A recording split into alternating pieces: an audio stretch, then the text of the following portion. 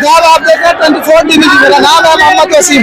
अभी हम पटना का जो नहरे सराय का पोलो मैदान है वहाँ के ऐतिहासिक मैदान में मौजूद हूँ और यहाँ पर आज वक्फ बिल के खिलाफ जो है विरोध प्रदर्शन है और यहाँ बच्चे से लेकर बड़े बुजुर्ग और एक शख्स है जो काफी एजेड है, उनसे हम जानते हैं ये क्यों आज विरोध प्रदर्शन के लिए क्यों आए हैं वक्फ बिल के विरोध। मैं हाजी सैयद टीचर हूँ, एमए इकोनॉमिक्स डिप्लोमेट 38 ईयर्स मैंने पढ़ाया और रिटायर हुआ। गुरु ब्रह्मा गुरु विष्णु गुरु देवो महेश्वर गुरु साक्षात परब्रह्म तस्मै श्री गुरु। वक्फ बिल के तहत सरकार मुसलमानों को अंधा लिंगा और बुद्धू बनाना चाहती है, क्योंकि वक्फ की जमीन जो है वो मुसलमानों की है, कब्रिस्तान की है, मदरसे की है, ये अंजुमन की जमीन सब है।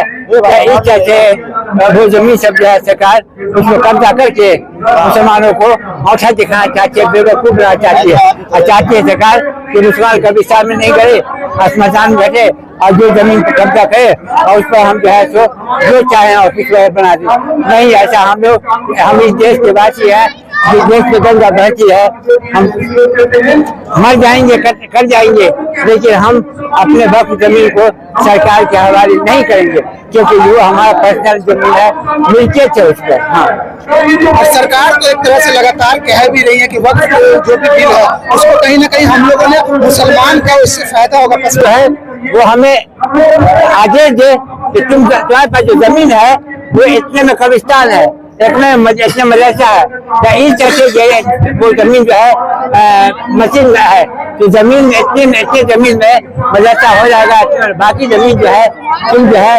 मुसलमान गरीबों को दे, मुसलमान गरीब है उनको जो रहने के लिए वहाँ जो है डॉक्टर, वहाँ मेडिकल हॉस्पिटल बनाओ, वहाँ इंजीनियरिंग बनाओ, ITI बनाओ, ये सब। लेकिन सरकार क्यों कहेगी हमारे, हमको आदेश दे सकती है क्योंकि सरकार है, लेकिन हम पर हमारे जमीन पर हमारी जमीन पर सरकार कब्जा नहीं कर सकती है। आपका पूरा नाम क्या हुआ, पूरा परिचय? हाजी सैयद किला घाट कॉलोनी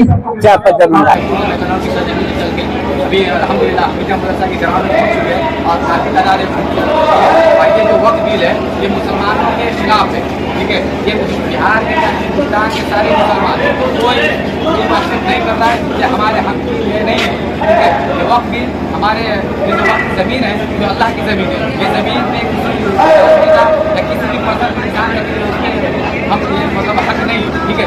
ये वक्फ जमीन यतीम की है, गरीब की है, मेडिकल वगैरह इस तरीके की है। मगर ये नरेंद्र मोदी, अमित शाह, जो हमारे चाचा नीतीश कुमार, ये पलटू चाचा, इनसे मैं अदब गुजारिश कर रहा हूँ कि बराए मेहरबानी आपको जो हम लोग वोट दिए तो ये वोट इसलिए नहीं दिए, आप नीतीश कुमार से हमको हमारे सारे मुसलमान को बहुत एक अच्छी उम्मीद थी कि हमारे हक में वो उतरेंगे, मगर वो हक में न उतर के हमारे खिलाफ एक बिल ला दिए। ये काला कानून है, ये मुसलमानों के हक में नहीं है। ये आज ये बिल लाने की वजह से RSS वालों की ऐसी संस्था है, उनकी इतनी हिम्मत बढ़ गई है कि हमारे मदरसों में घुसकर JSR का नारा लगाते हैं, मस्जिदों में घुसकर अपना झंडा लगाते हैं, भगवा झंडा लगा के तोड़फोड़ करते हैं, हमारे बड़े बुजुर्गों पे दाढ़ी टोपी पे हमला करते हैं, हमारे बड़े बुजुर्गों को गाली घुस्से मारते, लात जूते मारते, जहाँ तहाँ हमारे लोग को परेशान कर रहे हैं, क्योंकि उनको ये वक्फ बिल नीतीश कुमार ने समर्थन दिया, उन लोग का और मन बढ़ गया, ठीक है। तो हम और हमारे सारे मुसलमान, बिहार के जितने मुसलमान हो, हिंदुस्तान के सारे मुसलमानों,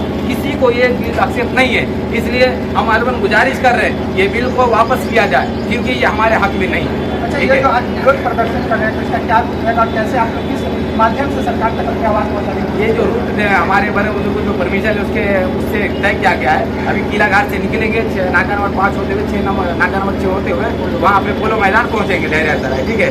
और जो हम हमारे बड़े बुजुर्ग जो इशारा करेंगे, जो हमारे बात रखेंगे, इंशाल्लाह के साथ हमें प्रतिबंध मिला के अगर हम एक होते पार्लियामेंट में हमारी तादाद होती तो ये बिल हमारे रोड जितनी धूप में छोटे बच्चों बड़े बुजुर्गों के साथ हमको जो रोड पे प्रोटेस्ट करने की जरूरत नहीं पड़ती। मगर अफसोस ये कि हमारे बड़े बुजुर्ग भी थोड़ी गलती किए, क्योंकि वो एक होने के ऐलान नहीं किए, तो इसलिए। मगर आज मैं अपन गुजारिश करूँगा ये वक्फ बिल वापस लें, वक्फ बिल वापस लो, वापस लो।